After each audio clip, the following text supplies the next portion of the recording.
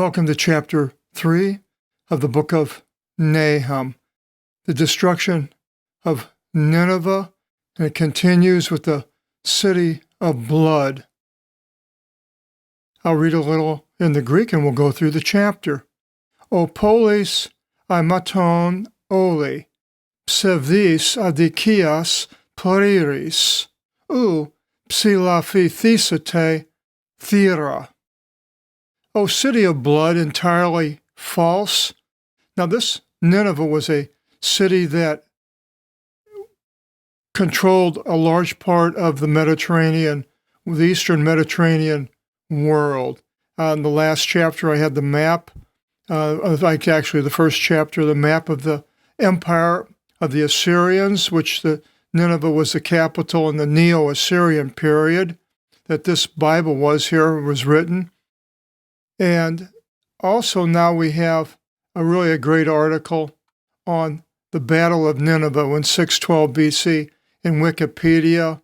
The Battle of Nineveh is conventionally dated between 613 and 611, and it goes on here, and you can go there in Wikipedia and look up the Battle of Nineveh, or just, I'll go through here and you can stop the video wherever you would like to read it.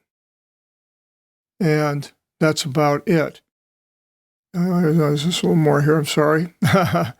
The city was completely destroyed by it says here, the Babylonians, Medes, Persians, Chaldeans, Scythians, Sumerians. And so therefore, this chapter of Nahum pretty much describes what God has planned for this city. There we are. And it continues, the sound of whips and the sound of quaking of wheels as chariots and the pursuing horse and the chariots stirring up dust, more or less, horsemen ascending, and of the shining broadsword and flashing shields, and the multitude of slain, and of a heavy downfall. So all this is describing the attack by all these nations against Nineveh.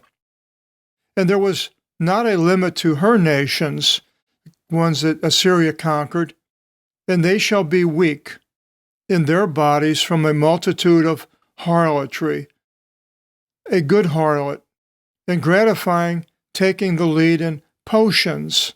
Pharmakon, pharmacology, is a derivative of that Greek word.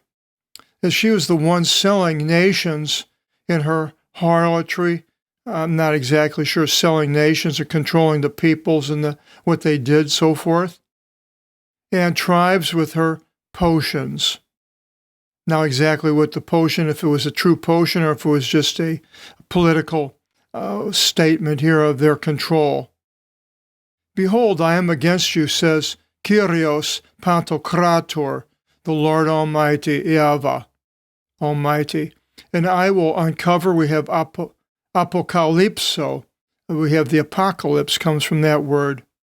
I will uncover your behind, that's the butt, in your presence, and I will show nations your shame, and to kingdoms your dishonor by bearing their backside, them running away, basically.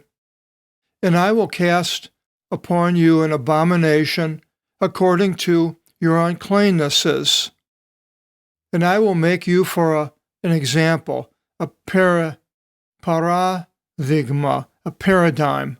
It's almost a transliteration. You can add that to your English derivatives book whenever it's in green. And it will be, all the ones seeing you shall go from you and shall say, oh, wretched Nineveh, who shall mourn her? They're not unhappy that Nineveh has been destroyed. They're happy. From what place shall I seek comfort to her? No place. tune the string of the lyre. We have a horthine, a chord, is a derivative from that word. You can add that to your English derivatives book. Prepare a portion for Ammon. That would be towards Jordan today, and the one inhabiting the rivers. Now exactly what rivers it's talking about here. Tigris, Euphrates, or the Nile, or the Jordan. The water is round about her, whose rule is the sea, and her walls water. Now, Assyria did go all over, even into Crete, the island of Crete in the Mediterranean. Ethiopia is her strength in Egypt, and Assyria got down that far into Ethiopia and Egypt and Africa. And there stood not a limit of your flight into exile, even though all these countries you controlled, food or Put, which was possibly a little bit east of Libya, which would have been in northern Morocco, they became her helpers.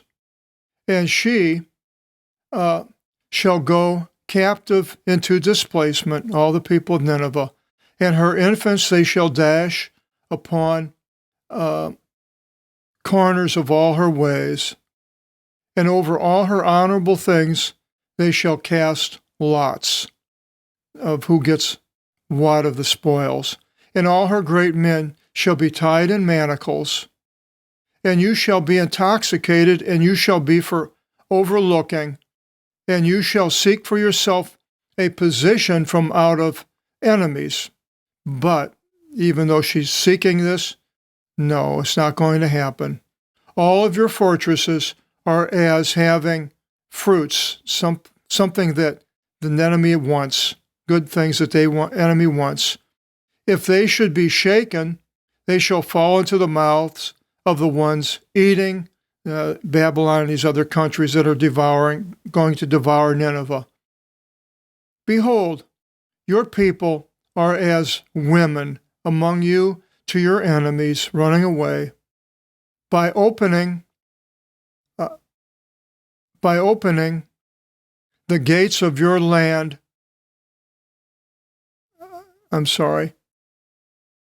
they shall be open. By opening, the gates of your land shall be open. Fire shall devour the bars of your gates. And she is destroyed. Draw to yourself water for being encompassed about. Secure your fortresses. Get ready. It's going to happen. Step into the mortar and trample it together with the straw, that is, with bricks. Secure it more than with a brick. There the fire shall devour you, and the broadsword shall utterly destroy you. It shall devour you as a locust, and you will be oppressed as a grasshopper. You multiplied your trade above the stars of the heaven, and the grasshopper advanced and spread forth. The small, your consolation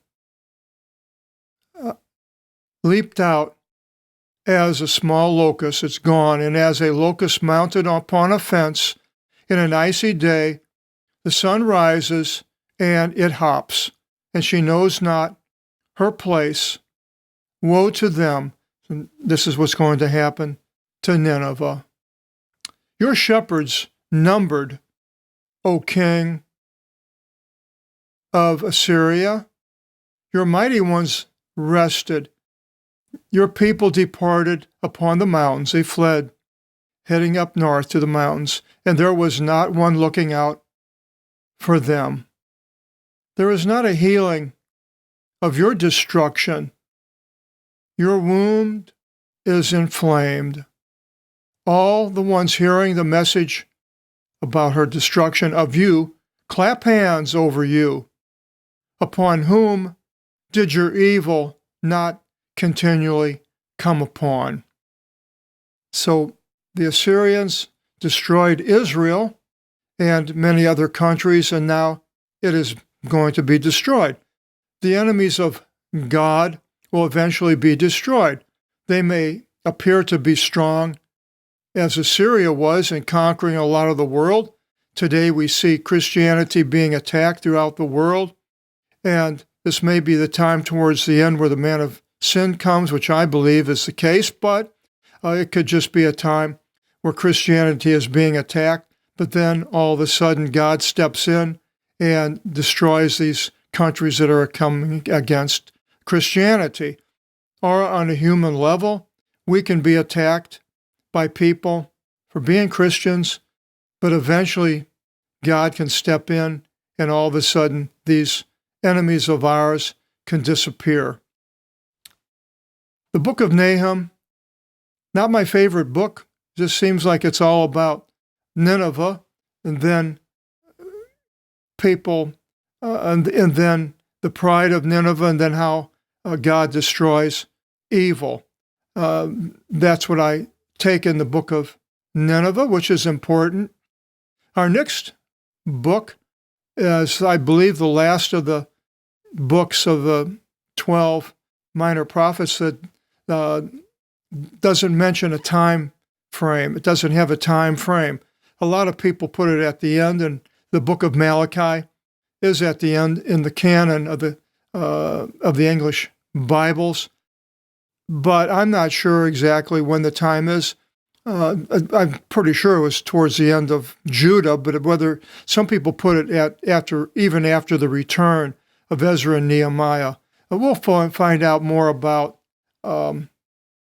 Malachi in the next video. I hope you join us.